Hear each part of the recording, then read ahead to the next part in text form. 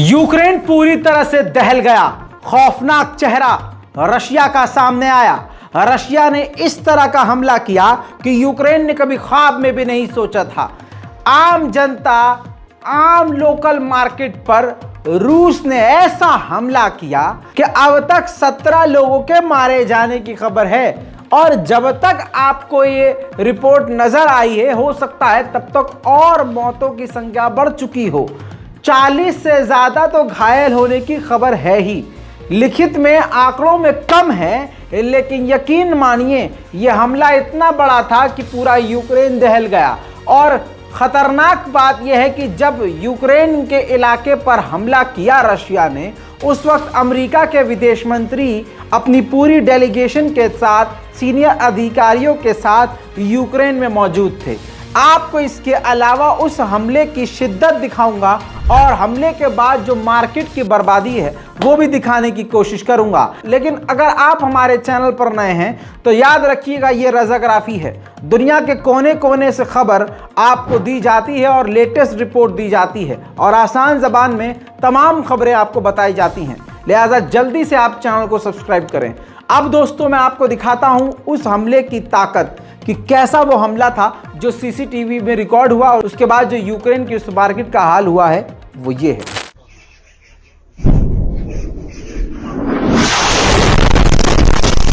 Ось прильот, арта, російських окупаційних військ. Сьогодні влучання на центральний ринок міста Костянтинівки. Наразі багато загиблих осіб, багато поранених. На місці працюють ДСНС та поліція. America के विदेश मंत्री एंटोनी ब्लिंकन इसी दौरान यूक्रेन के दौरे पर थे। ब्लिंकन ने मैकडॉनल्ड में बैठकर बर्गर खाया, फ्रेंच फ्राइज खाई और उसके बाद ऐलान किया $1 बिलियन एक बार फिर से यूक्रेन की मदद के लिए $1 बिलियन अमेरिका देगा।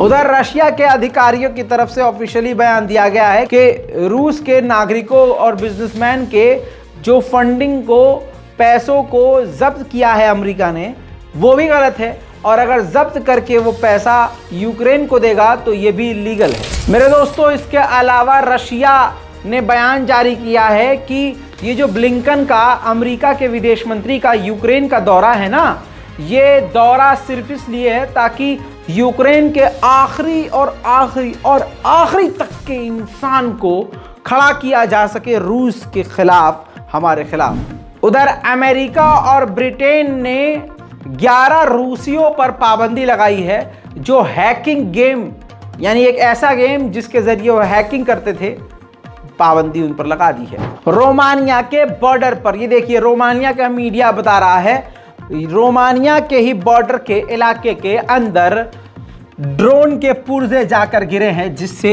अब रोमानिया ये सोच रहा है कि बॉर्डर के इलाकों को, गांव देहातों को खाली करवा लिया जाए। बड़ी जानकारी ये है कि ये जो ड्रोन के पुर्जे हैं ये रूस के ड्रोन के पुर्जे नहीं हैं, यानी सीधी बात है यूक्रेन के ड्रोन के पुर्जे इस वक्त रोमानिया के इलाके में जाकर गिरे हैं। बड़ी बात यह है कि नेटो के चीफ तक ने इस बात को माना है कि हमारे पास ऐसी कोई जानकारी नहीं है कि रूस का ड्रोन रोमानिया में जाकर गिरा हो। रशिया यहां पर बिल्कुल नीट एंड क्लीन है। उधर रूस ने यूक्रेन के ओडेसा के पोर्ट को तबाह कर दिया है, पूरी तरह से डैमेज। देखिए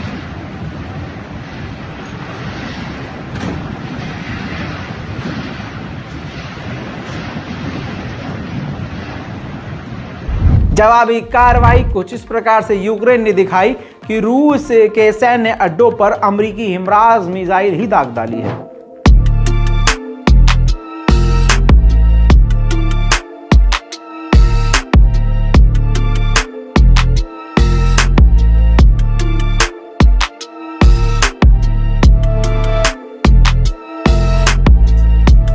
उधर यूक्रेन को भी कई सारी फेल्यूर और मजाक का सामना करना पड़ रहा है।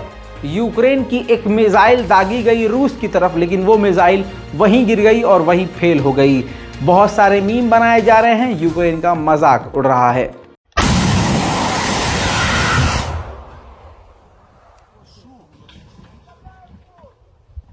Игорь, не выходь. एक लंबे समय के बाद नेतन्याहू यानी इजराइल के प्रधानमंत्री ने ज़ेलेंस्की यानी यूक्रेन के राष्ट्रपति से काफी लंबे समय के बाद बात की है। अब बातचीत क्या हुई है ये तो नहीं पता, लेकिन हमें यूक्रेन का मिजाज मालूम है कि हथियार के अलावा उसने क्या ही बात करी होगी। वहीं एक और ताजा तस्वीर आई है भारत और रूस की। जी हां, भारत के विदेश मंत्री माननीय जयशंकर और रूस के विदेश मंत्री सरगेई लावरोव ने इंडोनेशिया में मुलाकात की है। कई अहम मुद्दों पर दोनों देशों के बीच बातचीत हुई है। उधर रशिया ने काफी खतरनाक अंदाज में यूक्रेन की तरफ एक मिसाइल दागी। यूक्रेन ने उस खतरनाक मिसाइल को हवा में ही रोक दिया।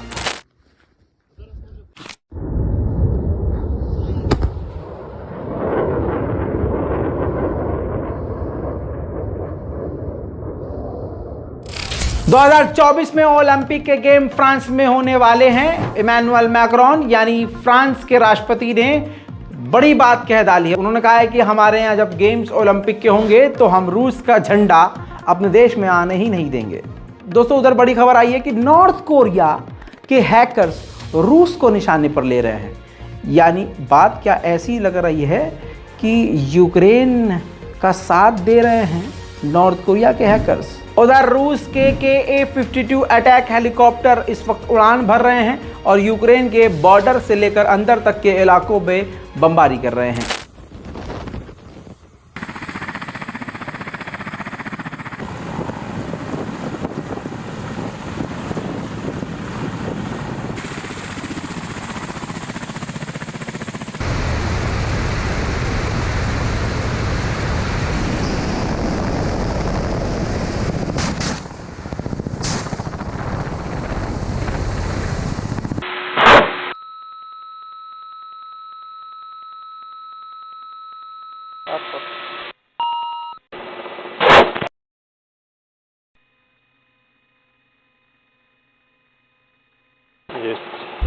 उधर रूस ने ईरानियन शाहिद 136 ड्रोन का इस्तेमाल करके यूक्रेन के ऊपर जब उस ड्रोन को छोड़ा तो उस ड्रोन के ऊपर यूक्रेनियों ने फायरिंग करना शुरू किया। ये वीडियो मेरे पास मौजूद है, देखें आप।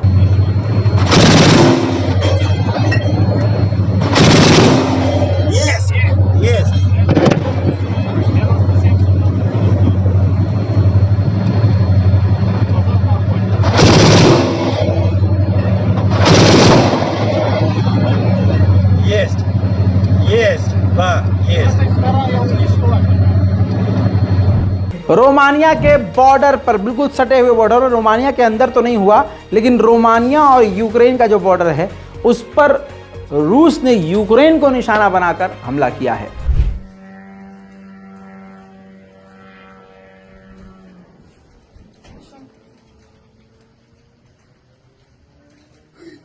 Румыния.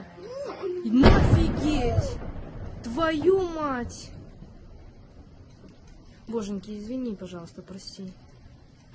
एलन मस्क के ऊपर एक बायोग्राफी आई है। उसके अंदर खुलासा ये हुआ है कि स्टारलिंक जो सैटेलाइट इस्तेमाल करने के लिए यूक्रेन को एलन मस्क ने दी थी फ्री में, ताकि वो इंटरनेट फ्री में इस्तेमाल कर सकें, तो एलन मस्क ने ही बड़े ही शातिराना अंदाज में रूस के कब्जे वाली जगह क्रीमिया के इलाके में स्टारलिंक सैटेलाइट को डिसेबल करवा दिया था कि उस इलाके में हमारी सैटेलाइट काम ना करे। सिर्फ इसी वजह से यूक्रेन चाह कर भी उस क्रीमिया के इलाके पर सैटेलाइट का इस्तेमाल करके हमला नहीं कर पाया। यानी अंदर ही अंदर इल्ज़ाम खुलकर ये लग रहा है कि अंदर ही अंदर एलन मस्क ने रशिया का साथ दिया। उधर यूक्रेन ने स्ट्रोविका और टोपोला यानी दो अलग अलग इलाकों को रूस के चंगुल से आज़ाद कराकर झंडा लहरा दिया है।